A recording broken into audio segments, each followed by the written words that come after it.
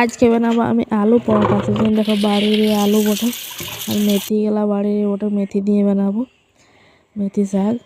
দেখো আলু লাগলাম সিজে হলে ছোলা বাগ নেই বাড়ির এই করিয়েছে আজকে। তখন কাঁচাতে ভালো করে জল করে ধুয়ে নিলাম, কচা করে ছুলে নিলাম। এবার পল্লবী লেগেছিল ছুলতে। আলু ছোলা হয়ে গেলো, আলু সিজতে দিয়ে দিলাম। এই মশলা পিসে নিলাম, রসুন আদা লঙ্কা মেথি পাতা লাগা ধুয়ে নিলাম, কুচে নিলাম।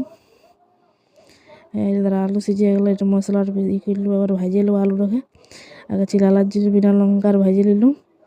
তারপরে আমাদের সবার জন্য লঙ্কা দিয়ে মশলাটাকে ভাজলাম।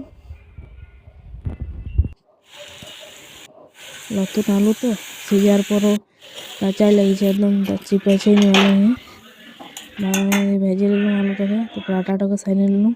এবার আলুটাকে ঠান্ডা হয়ে গেলো। এবার আলুটা ভরে নিলাম আমি লুই গেলাতে।